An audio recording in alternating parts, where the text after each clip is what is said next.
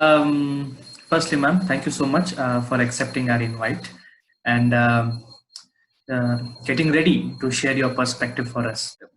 So now this meeting, which we have arranged for 101 teachers for now, is what we are looking forward to reunite the world to listen to teachers. So as we have already discussed level that how important is a teacher's voice. What are the daily challenges, concerns which teachers in personal undergo through, which is actually hidden, where the institution takes the decision and or the parent or a teacher takes this or the student takes a decision. Here lies the teacher's role to adapt to any being. It can be the word from the teacher or the word from the parent. So this is Okay. a very sort of short introduction at what we are going through now. Um, Nice knowing you, Das. thank you so much, ma'am. We would love to know something about you, ma'am. A bit of introduction about Okay. Okay, I'm Dr. Lokama Devi. I live in a village. I belong to this village, and I'm a botanist. And precisely, you can say I'm a taxonomist. I'm a specialist in naming plants, and I love teaching, and I celebrate my profession as teacher. And I work in a nearby college, 10 kilometers away from my home. I live in a rural area, in a village, a typical village. And I have two sons, and one is doing his engineering, and another one is in school finance. And my husband is a metallurgist in Chennai. So, and I'm a writer also. I write articles in Tamil, and I'm a speaker. And I'm a co-editor in a journal in Texas, US, in you. Tamil. Hmm. So I write 3 columns every month. And Tamil is my strong point. Hmm. And I'm happy to be a part of this change. Yes, thank you so much, ma'am. So also wanted to check through that Yes. if English is okay, or I can shift it to Tamil if you want, if that is Yes. your space. No. You can ask. No, I'll be bilingual. Hope you don't mind about that. Both English and Tamil. Thank you, ma'am. I know you can balance that well. Yeah. Yes. Yes, ma'am. So moving ahead, you also said that you write things, right? So, like, can you Yes. share what are your interests? Like, what in which field do you write? What do you write? I write science in Tamil. Continuously for 3 years, I was writing botany in Tamil for 3 years in Dinamalar. And now also I'm doing the same in US magazine. And also I write about temples. And also I am a movie critic.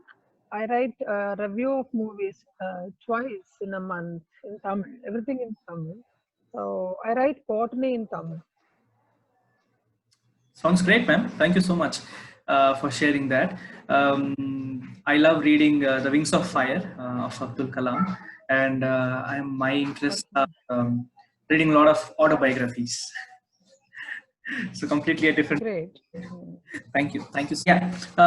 Yes, ma'am. So we can step into our first question. It can be a very Yes. simple perspective based. It's an open invitation to you.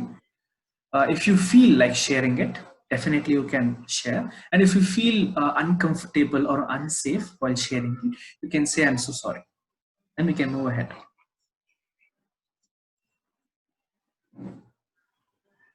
No problem. Continue. I'm Thank you. comfortable with all the 5 questions. Yes. So, ma'am, what are the challenges and concerns you as a teacher have during this COVID-19, during this COVID-19?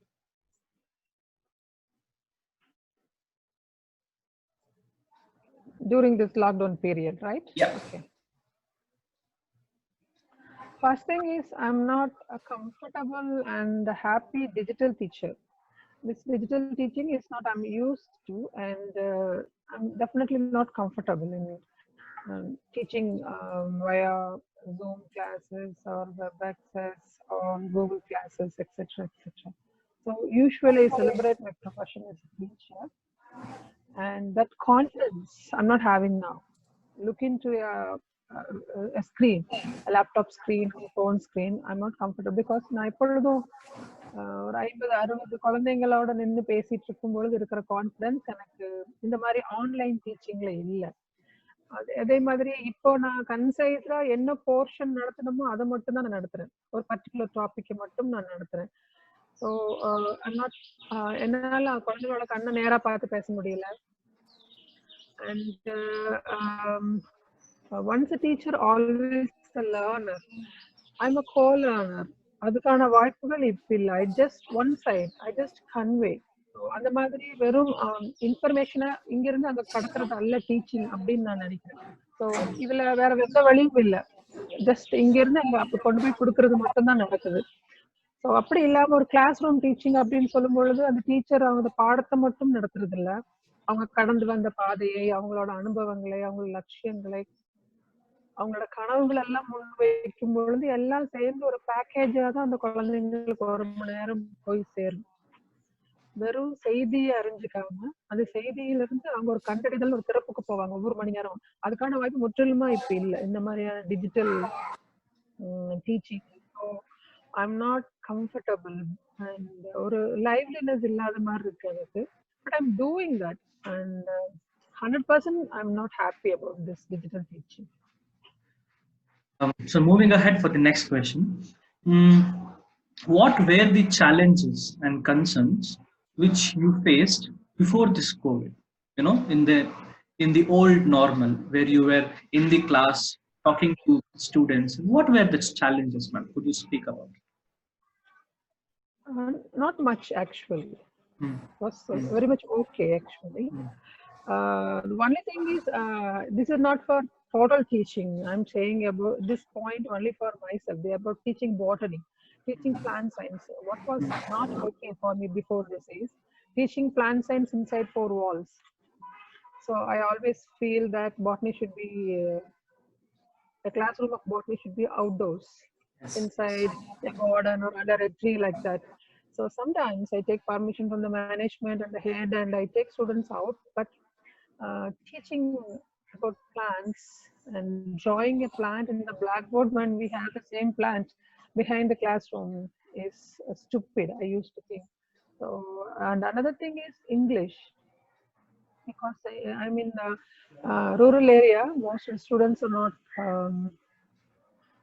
so strong or good in English. So my classes are always bilingual. பயிற்று மொழிங்கிறது ஆங்கிலமாகவே இருந்தாலும் 2 மொழியிலுமே பாடம் நடத்த வேண்டிய கட்டாயத்தில் இருந்தேன். அதுல எனக்கு ஒன்றும் கஷ்டம் இல்லைனாலும் ஸ்டூடெண்ட்ஸுக்கு அப்படியே பண்ணிட்டு இருக்கும் பொழுது முழுமையான ஆங்கில அறிவு இல்லாம போயிருது. ஸோ இந்த மாதிரியான ரூரல் ஏரியால முக்கியமான பிரச்சனை டீச்சர்ஸ் இருக்கிறது முழுமையான ஆங்கில வழி பயிற்றுவதற்கு நாங்க போக முடியறது இல்லை. அதுக்கு ஸ்டூடெண்ட்ஸோட ஸ்கூல் லெவல்ல அவங்களோட இங்கிலீஷ் லேர்னிங் கெப்பாசிட்டி, ஆங்கில மொழி கற்றல் அப்படிங்கிறது பெரும் குறைபாடோடு தான் கல்லூரிக்கு வர்றாங்க. அந்த குழந்தைங்கள 3 வருஷத்துல நாங்க ரெடி பண்றது ரொம்ப கஷ்டமா இருக்கு. ஏன்னா சப்ஜெக்டையும் சொல்லிக் கொடுத்து ஆங்கிலமும் சொல்லிக் கொடுக்க முடியாது.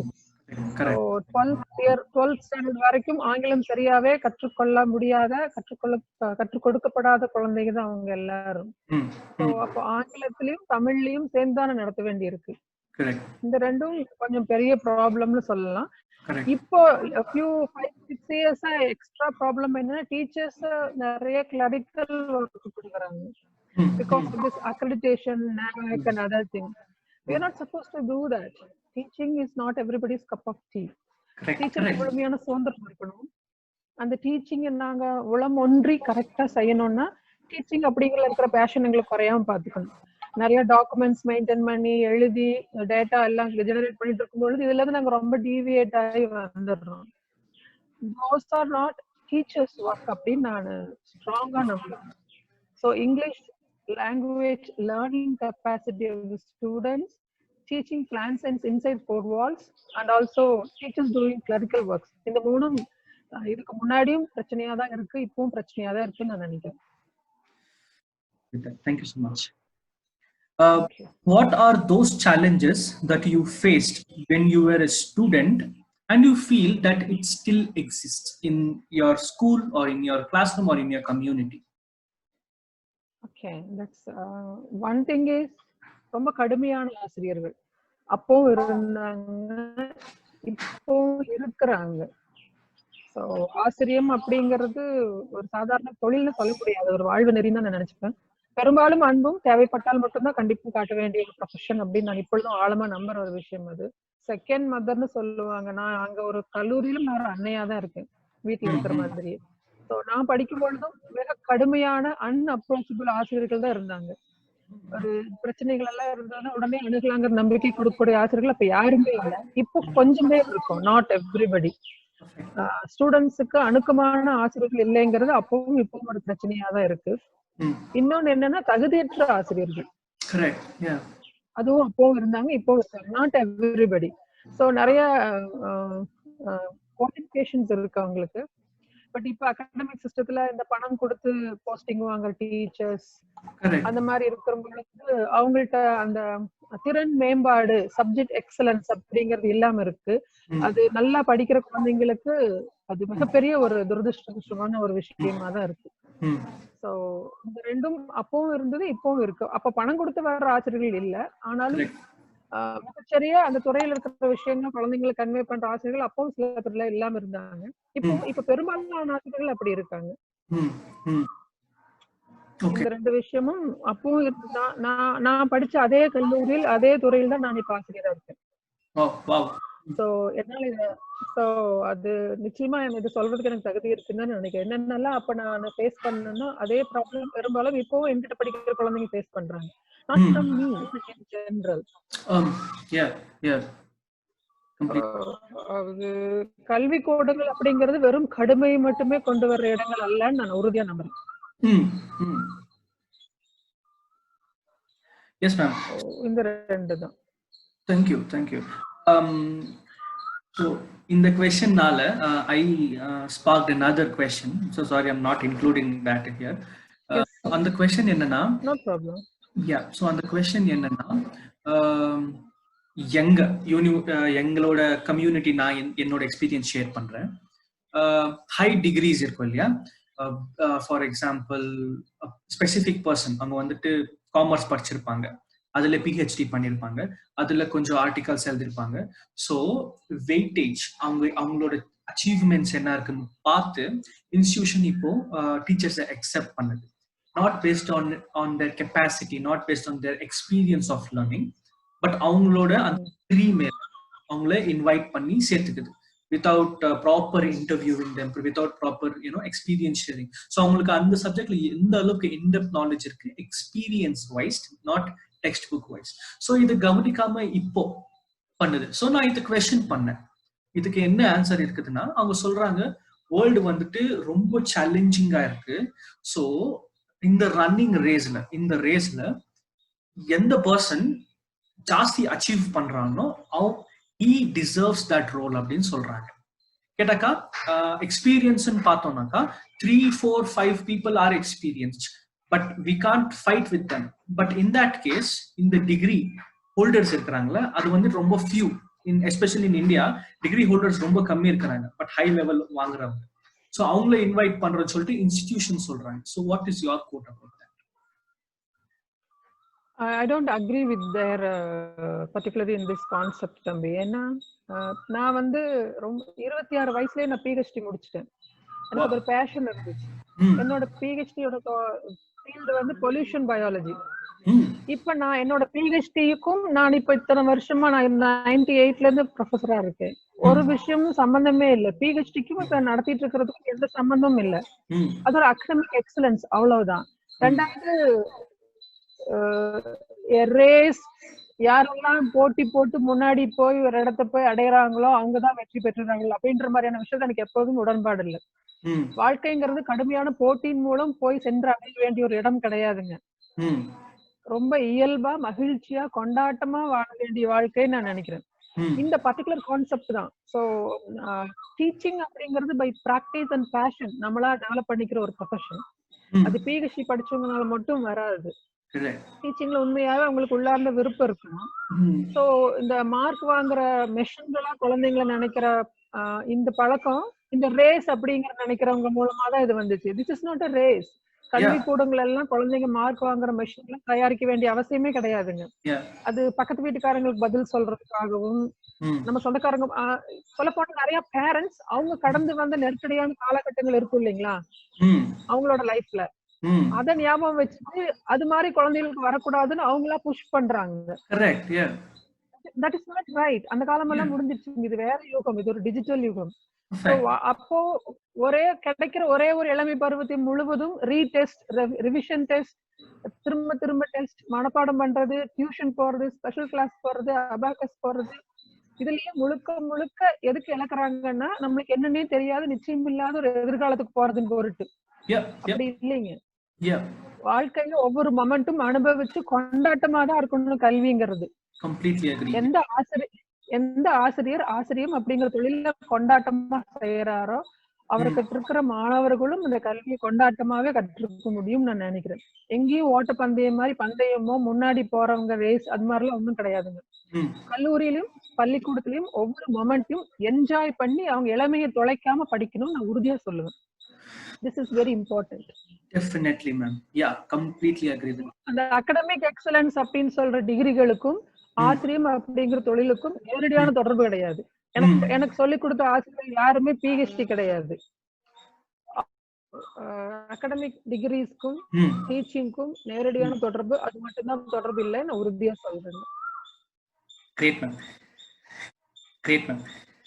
Yes, ma'am.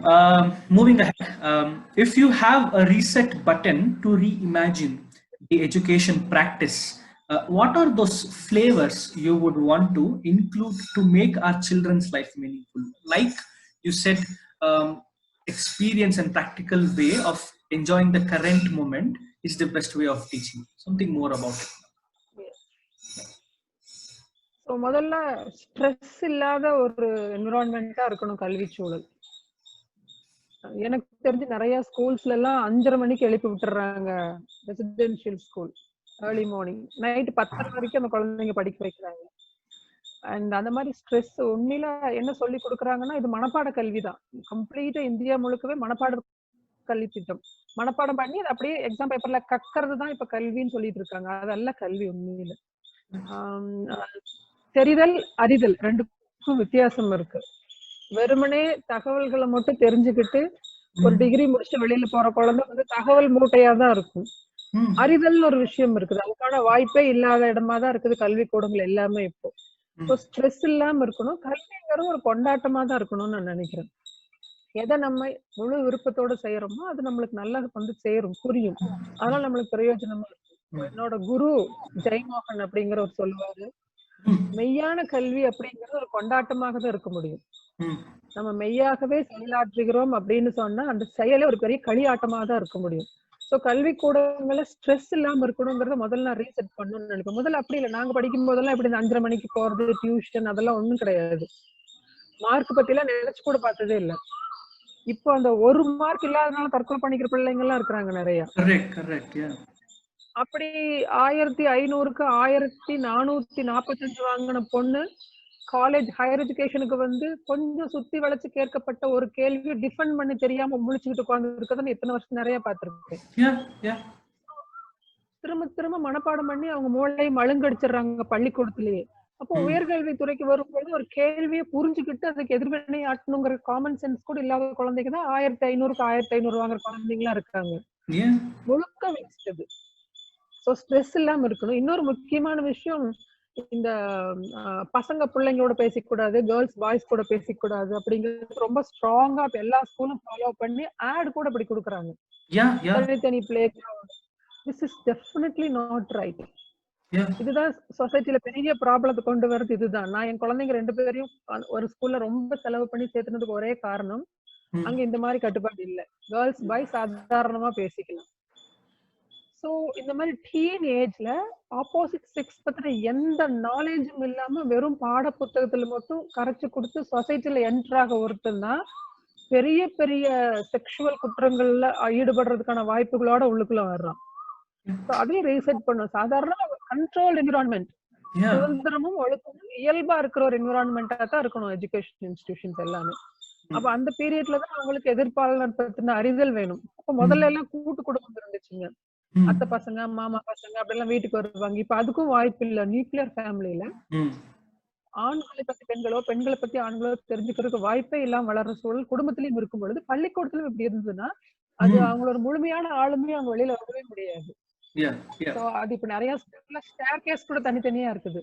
தனியா படிக்கட்டுல வரணும், கேர்ள்ஸ் தனியா படிக்கட்டுல வரணும். This is definitely not right. இந்த ரெண்டும் ரொம்ப ரொம்ப முக்கியமான விஷயமா நான் மாத்தணும்னு நினைப்பேன். பிளஸ் ஜே கிருஷ்ணமூர்த்தியோட ஸ்கூல்ஸ் எல்லாம் இருக்கு இல்லைங்களா, அந்த மாதிரி குழந்தைங்க இயல்பா சுதந்திரமா விட்டுறணும். கண்டறிதல்னு ஒரு விஷயம் இருக்குது. அவங்களா சில விஷயங்களை கண்டுபிடிச்சு அதன் மூலமா நிறைய திறப்புகள் அவங்களுக்கு வரும். அதுக்கான சிலபஸே கம்ப்ளீட்டா மாத்தணுங்க. சிலபஸ்ல இப்ப வந்து நான் படிச்சதே தான் இப்ப நான் சொல்லி கொடுக்குறேன். 80கள படிச்சதே தான் 2000 சொல்லி கொடுக்குறேன். புதுசா நிறைய ஒவ்வொரு துறையிலயும் வந்திருக்குது. அதெல்லாம் கொண்டுட்டு வந்து அதெல்லாம் குழந்தைகளுக்கு கொண்டு வந்து சேர்த்தணும். முதல்ல ஸ்ட்ரெஸ் இல்லாத ஒரு உலகமா கல்வி உலகம் கட்டாயமா இருக்கணும்னு நினைக்கிறேன். அந்த ஸ்ட்ரெஸ் இருக்கவே கூடாது. அண்ட் டீச்சிங் மெத்தட்ஸ்ல நிறைய மாத்தணும். 5 hours உட்கார்ந்து போர்ட்ல எழுதி போடுறதுனால மட்டும் இல்ல, அந்த சப்ஜெக்ட்ல அந்த குழந்தைங்களுக்கு முதல்ல இன்ட்ரோடக்ஷன் கொடுத்து அந்த சப்ஜெக்ட்குள்ள குழந்தைகளை கொண்டு வந்துடணும். ஹவு இம்பார்ட்டன்ட் திஸ் ஃபீல் அப்படிங்கிறது புரிஞ்ச குழந்தைங்களுக்கு நம்ம மாஞ்சு எழுதி போடவே வேண்டியது இல்லை. ஸோ கம்ப்ளீட்டா அந்த பழைய சிலபஸ் எல்லாம் ரீவாம் பண்ணணும். ஸ்ட்ரெஸ் இல்லாம இருக்கணும். கேஷ் நிறைய டிராவலிங்கான ஆப்ஷன்ஸ் கொடுக்கணும் ஸ்டூடெண்ட்ஸுக்கு, பயணங்கள். அது போலவே அன்கவரிங் தி சிலபஸ் அது பெரும்பாலான டீச்சர்ஸ் பண்றது இல்ல. they just cover the syllabus. Uncovering syllabus அப்படிங்கிற விஷயத்துல தான் குழந்தைங்க சிலபஸ்ல இருக்கிற இஷ்டமே கூடும். சோ இதெல்லாம் கம்ப்ளீட்டா மாத்தணும்னு நான் நினைக்கிறேன். நிறைய ஸ்போர்ட்ஸ், நிறைய காலேஜஸ் ஸ்கூல்ஸ்ல கிரவுண்டே கிடையாது. இப்போ அபார்ட்மெண்ட்ஸ் ஏசி ரூம்ல சொல்லி கொடுக்குறாங்க. சுதந்திர இப்ப குழந்தைகளுக்கு கேட்டு பாருங்களேன், கடைசி அவங்க நிலா எப்ப பார்த்தாங்க, குயில் எப்ப பார்த்தாங்க, சூரியன் எப்ப பார்த்தாங்கன்னு பார்த்திருக்கவே மாட்டாங்க. இப்படி சுத்தி இருக்கிற வாழ்க்கை பத்தி தெரிஞ்சுக்காம வெறும் பாட புத்தகங்களை மட்டும் கத்துக்கிட்டு வர்ற குழந்தைங்கனால சொசைட்டிக்குள்ள ஒண்ணுமே அவங்களால சர்வைவ் ஆகவே முடியாதுன்னு. ஸோ ஒரு happy environment, natural environment, close to nature environment, இங்கதான் குழந்தைங்க நல்லா படிக்க முடியும், ஹாப்பியா இருக்க முடியும்னு நான் நினைக்கிறேன். அது பேரண்ட்ஸுக்கும் இது தெரியணும். ஏசி ரூம்ல அபார்ட்மெண்ட்ல குழந்தைக்கு படிக்கலாம்னு நினைக்க கூடாது. ஸோ நான் என் பசங்களுக்கு காலேஜ் தேடும் பொழுது நிறைய காலேஜுக்கு போனேன். ஒரு காலேஜ்ல இறங்கினோடனே சின்ன காடு மாதிரி இருந்துச்சு. இங்கேயே படிமகனேன்னு உடனே சொல்லிட்டாங்க. அங்கதான் படிக்கிறேன். என்விரான்மெண்ட் நல்ல ஆப்பர்ச்சுனிட்டி கிடைக்கணும். அந்த மாதிரியான ஒரு இந்த மாதிரி எஜுகேஷன் ஆபீசர்ஸ் எல்லாம் கல்வி கூடங்களுக்கான அனுமதி எல்லாம் கொடுக்கும்போது அந்த பில்டிங் ஸ்ட்ரக்சர் எப்படி இருக்குது, விளையாடுறதுக்கு இடம் இருக்கா, மரம் இருக்கா, கிரீனரி எவ்வளவு இருக்கு, கிரீன் ஆடிட்டிங் அப்படிங்கறதெல்லாம் ரொம்ப கட்டாயமா ஆக்கணும். அதெல்லாம் இருக்கிற மாதிரி இடமா கல்வி சூழல் இருக்கணும். சிலபஸ் எல்லாம் நிறைய மாத்தணும், நிறைய புது விஷயங்கள் ஆட் பண்ணணும். டீச்சர்ஸுக்கு நிறைய ட்ரைனிங் கொடுக்கணும். டீச்சிங் அப்படிங்கறத ஸ்ட்ரெஸ் இல்லாம கொடுக்கணும், ஸ்டூடெண்ட்ஸ்க்கு ஸ்ட்ரெஸ் இல்லாம இருக்கணும். இது ரொம்ப ரொம்ப important. Yes ma'am. So also இந்த ஒரு கொஸ்டின் இன்க்ளூட் பண்ணலாம்னு ஆசைப்படுறேன். என்னன்னா, ஸோ சிலபஸ் ஏன் எல்லாரும் டீச்சர்ஸும் சிலபஸ் மேல ஃபோக்கஸ் பண்றாங்க, அப்புறமா why students are behind completing the portions, also completing their notes, இது எல்லாத்தையும் வந்துட்டு to the end part, that is exams. So அந்த கொஸ்டின் ஏன் எனக்கு தோணுதுன்னா, are we preparing our childrens for exams or are we preparing them to learn something new every day? So what do you think ma'am? Exams ku focus பண்ணி நம்ம படிக்கணும்னு ஸ்கூலுக்கு போணுமா, இல்ல புதுசா ஏதாவது கத்துக்கணும்னு சொல்லி ஸ்கூலுக்கு போகணும்? நீங்க கேக்குற கேள்வியிலேயே இருக்குது. எக்ஸாம்ஸ்க்கும் இதுக்கும் சம்பந்தமே இல்லைங்க. கற்றல் அப்படிங்கிறது வெறும் மார்க்குக்கான ஒரு மார்க்ல கண்டுபிடிச்சுக்க ஒரு விஷயமே கிடையாது. இந்த எக்ஸாம் சிஸ்டம் அப்படிங்கிறது பயங்கர ஸ்ட்ரிக்ட் சிஸ்டம். சோ ஒரு செமஸ்டர் முழுக்க 90 நாட்கள் ஒர்க்கிங் டே, 90 நாட்கள் அந்த தலையில நம்ம போய் நிறைக்கிறத கொண்டு வந்து வாமிட் பண்றது மூலமா அந்த விஷயத்த ஒண்ணுமே கத்துக்கவே மாட்டோம். எக்ஸாம் சிஸ்டம் மாத்தணும். அது கூடவே இயல் அறிவுன்னு சொல்றோம் இல்லைங்களா, பிராக்டிக்கல் நாலேஜ், அது கொஞ்சம் கிடையாது குழந்தைங்களுக்கு. சோ பிராக்டிக்கல் செஷன்ஸ் நிறைய இருக்கு, பர்டிகுலரா சயின்ஸ் அந்த மாதிரி மாத்தணும். சயின்ஸ்ல மனப்பாடம் பண்றாங்க. அறிவியல் அப்படிங்கிறது மனப்பாடம் பண்ற சப்ஜெக்டே கிடையாது, புரிஞ்சுக்கிற சப்ஜெக்ட். அறிவியல் கோட்பாடுகளை கூட மனப்பாடம் பண்ண சொல்லி கொடுக்குற ஆசிரியர்கள் நிறைய பேர் இருக்கிறாங்க. அறிவியல் சூத்திரங்களை மனப்பாடம் பண்ண சொல்றாங்க. அப்படி மனப்பாடம் பண்ணி எழுதுற மூலமா அந்த அறிவியல் உனக்கு மறந்துதான் போகும். இப்ப போய் போன செமஸ்டர்ல கடைசியா நான் பாடத்தை கேட்டா ஸ்டூடெண்ட்ஸ் ஞாபகம் இருக்காது, ஈஸியா மறந்துடுவாங்க.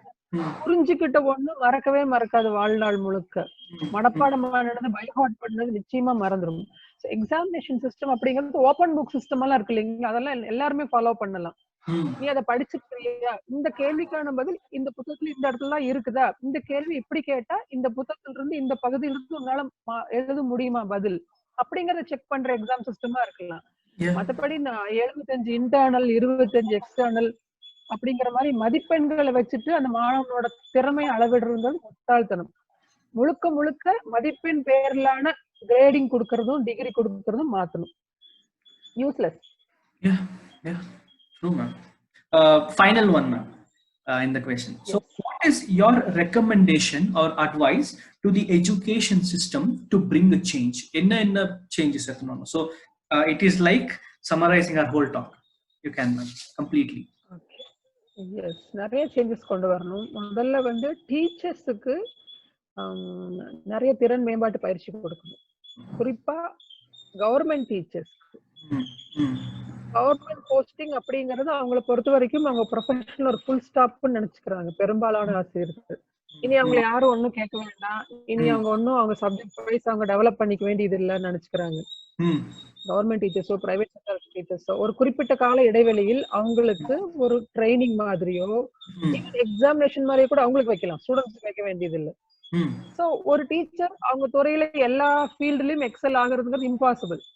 இப்ப நான் பாட்னிக்கு எத்தனையோ ஃபீல்ட் இருக்கு, பிசியாலஜி இருக்குது, பயோடெக்னாலஜி இருக்குது, மைக்ரோபயாலஜி இருக்கு, எல்லாமே அதுக்குள்ள வருது. ஆனா நான் டாக்ஸானமின்னு ஒண்ணு எடுத்துக்கிட்டேன்னா அதுல மட்டும்தான் எக்ஸல் பண்ணணும் இல்லைங்களா. To be in touch with the subject ஒரு பர்டிகுலர் வருஷத்துக்கு அப்புறமா அவங்க அந்த சப்ஜெக்ட் சார்ந்த ஒரு பரீட்சை எழுதலாம், ஒரு ட்ரைனிங் போயிட்டு வரலாம். கூடவே இப்படியே பழைய சிலபஸே நடத்திட்டு இருக்க கூடாது. ஏன்னா ஒவ்வொரு துறையிலும் புதிய புதிய கண்டுபிடிப்புகள் நடந்துகிட்டே இருக்குது, புதிய புதிய நகர்வுகள் இருக்குது, புதிய கருத்துகள் வருது, புதிய சர்ச்சைகள் வருது, நிறைய பிரச்சனையெல்லாம் வெளியில போயிட்டு இருக்கு. அதை மட்டுமாவது அவங்க தெரிஞ்சுக்கணும். நம்ம என்ன தெரிஞ்சுக்கிறோமோ அதான் குழந்தைங்களுக்கு சொல்ல முடியும். ஸோ டீச்சர்ஸுக்கு சரியான திறன் மேம்பாட்டு பயிற்சிகள் குறிப்பிட்ட கால இடைவெளி தொடர்ந்து கொடுக்கணும். அப்புறம் இந்த மனப்பாட கல்வி அதை கம்ப்ளீட்டா நிறுத்தணும். இன்னுமே நிறைய காலேஜஸ்ல டீச்சர் வந்து உட்காந்துப்பாங்க, ஒரு பேராகிராஃப் ஒரு ஸ்டூடெண்ட் எந்திரிச்சு படிப்பான், அடுத்த பேராகிராஃப் இன்னொரு ஸ்டூடெண்ட் படிப்பான், அந்த போர்ஷன் முடிஞ்சிருச்சு. ஒரு பிரயோஜனமே இல்லை, அது டீச்சரே வேண்டியது இல்லை, நம்ம இன்டர்நெட்லயே படிச்சுக்கலாம். ஒரு பாடத்தை முழு மனசோட ஆழ்ந்து அன்போட சொல்லி கொடுக்குற டீச்சர் வேணும் ஒரு மணி நேரம்ங்கிறதுல. இப்படி இந்த சிஸ்டம் எல்லாம் கம்ப்ளீட்டா மாத்தணும். டீச்சர்ஸ் முதல்ல சரி பண்ணாதான் இந்த பேசிக் ரூட் காஸ் வந்து திறன் இல்லாத ஆசிரியர்கள். அப்ப ஆசிரியர்கள் திறன் உள்ளவங்களா இருக்கணும், இல்லைன்னா வந்து அவங்கள திறன் உள்ளவங்களா அந்த இன்ஸ்டிடியூஷன் மாத்தணும், கல்வி சிஸ்டம் மாத்தி அவங்களுக்கு பயிற்சிகள் எல்லாம் கொடுக்கணும்.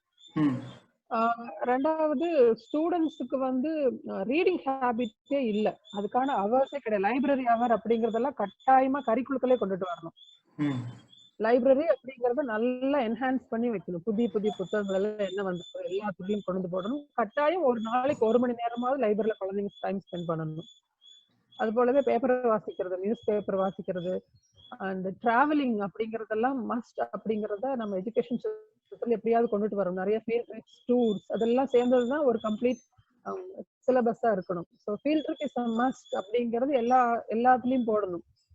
ஸோ முதல்ல அவங்கள சுத்தி நடக்க வாட் இஸ் ஹேப்பனிங் அரௌண்ட் தம் அப்படிங்கறதே தெரியாம காலேஜ்ல இருக்காங்க. சிலபஸ் முழுக்க எல்லாம் போன ஜென்ம சிலபஸே இப்போ நடத்திட்டு இருக்கோம்.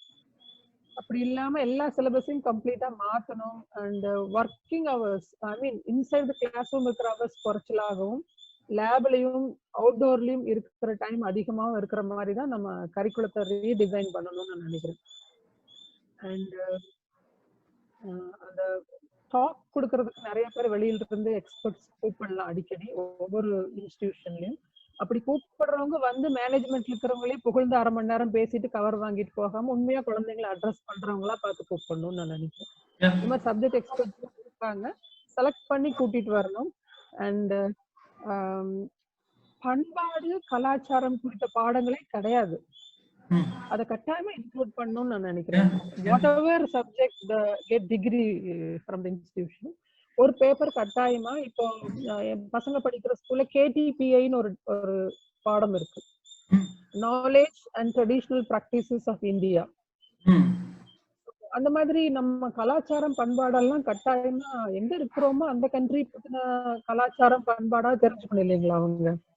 பண்பாடு சம்பந்தப்பட்ட பாடங்களே இல்லைன்னு நான் நினைக்கிறேன். அதனாலதான் அஜந்தா எல்லோரா குகைக்கு போனா கூட ஹார்ட் வரைஞ்சு பைக் சாவியில் அந்த கீரி படம் போட்டு வர்றாங்க. ஏன்னா என்னன்னு தெரியாது, எத்தனை தொன்மம் எத்தனை வருஷம் பழமையானது அதுன்னு தெரியாத பசங்க தான் இருக்கிறாங்க. ஸோ நம்ம கண்ட்ரி, இது நம்மளோட மதர் அப்படின்னு சொன்னா இந்த பாரத தேசத்தோட தொன்மம் என்ன, புராண இதிகாசங்கள் எல்லாம் என்ன, அதோட கலாச்சாரம் என்ன அப்படிங்கிற பாடம் கொண்டுட்டு வரணும். கூடவே இந்த எத்தாலஜின்னு சொல்ற சமூகவியலும் கொஞ்சம் படிக்கணும். எத்தனை சமூகம் இருக்கு ஒன்றும் தெரியாது குழந்தைங்களுக்கு, இப்ப வர குழந்தைங்களுக்கு.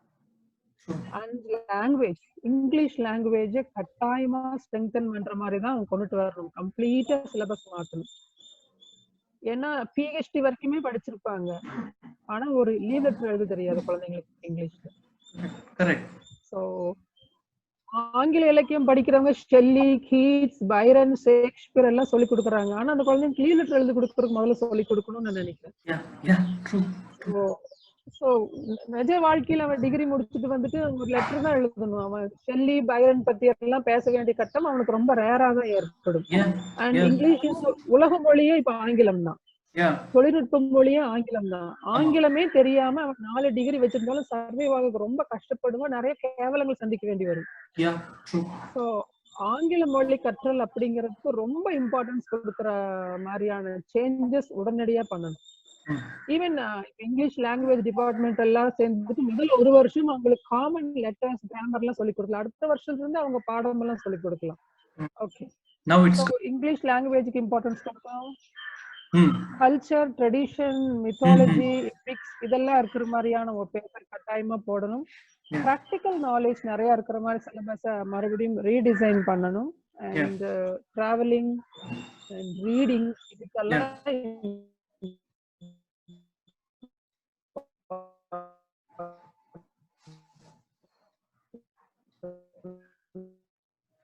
கொடுக்கணும்.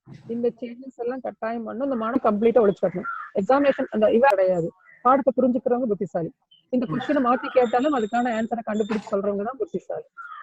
So these are all my recommendations. அப்புறம் தாய்மொழியும் ஈவன் தமிழ்நாட்டுல எல்லாம் தமிழ் கத்துக்கிறது, தமிழ் படிக்கவே தெரியாது ஒருத்தருக்கு. இப்போ ஹாரி பாட்டர் படிச்சிருவாங்க, ஆனா தமிழ் நியூஸ் பேப்பர்ல ஒரு 4 வரி படிக்க தெரியாது. அவங்க மதர் டங் கட்டாயம் படிக்கணுங்கிறதையும் அவங்க ஸ்பெசிபிக்கா அதுக்கு பண்ணணும்னு நான் நினைக்கிறேன்.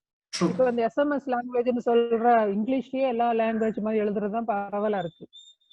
ஸோ இங்கிலீஷும் தெரியாது, அவங்களோட மதர் டங்ஸும் தெரியாது. இந்த ஷார்ட் ஹேண்ட் லாங்குவேஜ்குள்ள உலகம் முழுக்க போயிட்டு இருக்கும்போது கல்வி இன்னும், இப்ப ஒரு ஜோக் சொல்லுவாங்க, இந்தியன் எஜுகேஷன் சிஸ்டத்துல 2 தான் இல்ல, ஒன்னு எஜுகேஷன், இன்னொன்னு சிஸ்டம்.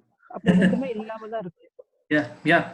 அப்படி இல்லாம இந்த மாதிரி தரக்கேடுகள் எல்லாம் இல்லாம கம்ப்ளீட்டா பெரிய அளவுல முழுமையான மாற்றங்கள் தேவைப்படுற ஒரு இண்டஸ்ட்ரிங்கன்னா இப்ப அது எஜுகேஷன் இண்டஸ்ட்ரி தான். ஆமா, எஜுகேஷன் இண்டஸ்ட்ரின்னு தான் சொல்ல வேண்டியிருக்குன்னு அத்தனை ஃபீஸ் வாங்குறாங்க இல்லைங்களா? These are all my recommendations. As a teacher, they are amazing. And as a mother also, as a mother of 2 sons, அவங்களுக்கு இதே நீட்ஸ் எல்லாம் இருக்கு. அண்ட் அந்த கவுன்சிலிங் செல் அதெல்லாம் கட்டாயமா வைக்கணும். டீனேஜ்ல நிறைய குழப்பங்கள், ப்ராப்ளம் எல்லாம் இருக்கும் பொழுது இவங்கள்ட்ட போய் அப்ரோச் பண்ணலாம் அப்படிங்கிற மாதிரியான விஷயங்கள் எல்லா இன்ஸ்டிடியூஷனும் இது கட்டாயம் வைக்கணும். இப்போ you whenever interested, and thank you so much for sharing.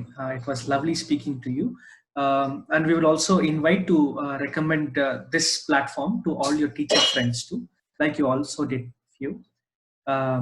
Yes ma'am, thank you very much. Grateful to be welcome. Thank you. Thank you very much. Bye bye. Bye.